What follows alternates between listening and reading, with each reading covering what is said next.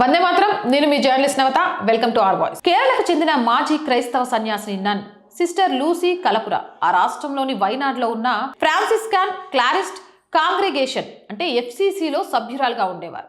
ఒక నన్ పై అత్యాచారం చేశారనే ఆరోపణలు ఎదుర్కొన్న బిషప్ ఫ్రాంకో ములక్కళ్లను అరెస్టు చేయాలని కోరుతూ 2018లో జరిగిన నిరసనల్లో ఆమె పాల్గొని వార్తల్లో నిలిచారు. సిస్టర్ లూసీ తన పోరాటంలో వాటికన్ వరకు వెళ్ళినా న్యాయం జరగకపోవడం చూస్తే మతపరమైన అధికారాలు ఎంత బలంగా ఉన్నాయో తెలుస్తోంది. ఈ నేపథ్యంలో సిస్టర్ లూసీ కలపుర జీవితం, ఆమె పోరాటాన్ని కేవలం ఒక వ్యక్తిగత వివాదంగా కాకుండా ఒక సామాజిక వ్యవస్థీకృత సంక్షోభంగా విశ్లేషించాల్సి ఉంటుంది. ఆమె ఎదుర్కొన్న పరిస్థితులు అధికార కేంద్రాలు ఎలా పనిచేస్తాయో కళ్లకు కట్టినట్లు చూపిస్తాయి. తాను ఎదుర్కొన్న పరిస్థితులపై ఆమె పుస్తకం కర్తావిండి నమత్తిల్ ఒక సాహిత్యం మాత్రమే కాదు, కరడుగట్టిన నిజాలను బయటపెడుతున్న వాస్తవం. నిశ్శబ్ద కారాగారం నుండి నిర్భయ గలం వరకు దీనిపై లోతైన విశ్లేషణ ఇది. సిస్టర్ లూసీ కలపుర చేసిన పోరాటాన్ని 3 ప్రధాన కోణాల్లో విశ్లేషించవచ్చు. పవిత్రత ముసుగులో పితృస్వామ్య పెత్తనం. కాన్వెంట్లు లేదా మతపరమైన సంస్థలు సేవకు నిలయాలుగా ఉండాలి, కానీ అక్కడ ఉన్న అధికార క్రమం పురుషాధిక్యతతో నిండిపోయింది. 2, సన్యాసులను అంటే నన్స్ ని తరచుగా పై స్థాయి మత గురువులకు లేదా బిషప్లకు విధేయులుగా ఉండాలనే నిబంధనను నన్స్ కి లొంగ తీసుకోవడానికి ఆయుధంగా వాడుకుంటున్నారు. 3, శారీరక మానసిక దోపిడీ. భగవంతుడి సేవ అనే పదాన్ని తప్పుగా వాడుతూ మహిళల ఆత్మగౌరవాన్ని దెబ్బతీసేలా కొనసాగుతున్న చర్యలను సిస్టర్ లూసీ తన పుస్తకంలో నిర్మోహమాటంగా ఎండగట్టారు. ప్రశ్నించే హక్కును అపరాధంగా మార్చడం. వ్యవస్థలోని లోపాలను వేలెత్తి చూపినప్పుడు ఆ వ్యవస్థ తనను తాను సంస్కరించుకోవడానికి బదులు ప్రశ్నించిన వారిని పావులుగా లేదా క్రమశిక్షణ లేని వారుగా చిత్రీకరించడం ఇక్కడ కనిపిస్తుంది. అసోసియేషన్ ద్వారా శిక్ష.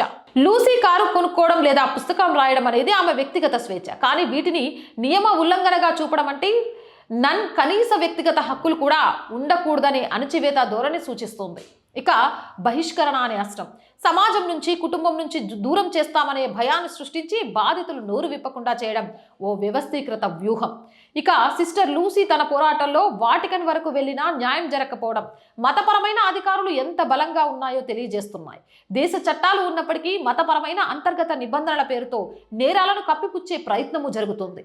చర్చి మద్దతుదారులు లూసీ పుస్తకాన్ని నిషేధించాలని కోరడం సత్యాన్ని స్వీకరించడానికి సిద్ధంగా లేని సంకుచిత మనస్తత్వాన్ని ప్రతిబింబిస్తోంది. ఇక మహిళల ఆత్మగౌరవం, భక్తి పేరుతో జరుగుతున్న లైంగిక వేధింపులపై గొంతెత్తడం ద్వారా మూగబోయిన వేల మంది గొంతుకులకు ఆమె ప్రతినిధిగా నిలిచారు. మతపరమైన సంస్థలు చట్టానికి అతీతం కాదని, అక్కడ కూడా ఆడిటింగ్, నైతిక జవాబుదారీతనం ఉండాలని ఈ పోరాటం డిమాండ్ చేస్తోంది. లూసీ రచించిన కర్తావింటి నమత్తిల్ పుస్తకం ఒక సాహిత్యం మాత్రమే కాదు, అది ఒక మేనిఫెస్ట్. రాబోయే రోజుల్లో చర్చిల్లో మహిళలకు సమాన గౌరవం, రక్షణ కల్పించాలనే సంస్కరణకు ఇది పునాది వేసింది. సిస్టర్ లూసీ కలపుర అనుభవం మనకు నేర్పే పాఠం ఏంటంటే, అన్యాయం ఎక్కడ జరిగినా, అది ఏ ముసుగులో ఉన్నా ఎదురించడమే నిజమైన ఆధ్యాత్మికత. చీకటి గదుల్లో బంధించబడిన నిజాలు నిప్పు కణికల్లాంటివి, అవి ఎప్పుడో ఒకప్పుడు బయటికి వస్తాయి. లూసీ కలపుర ఆ నిప్పు కణికను తన చేత్తో పట్టుకొని లోకానికి వెలుగు చూపారు. వీటికి సంబంధించిన సిరీస్ ఒక్కొక్కటిగా మన ఛానల్లో ప్లే చేస్తాను, ఎందుకంటే చర్చిల్లో నన్స్ మీద జరుగుతున్న దారుణాలు, మతం ముసుగులో జరుగుతున్న అనేక విషయాల్ని ఈవిడ పుస్తక రూపంలో రాశారు.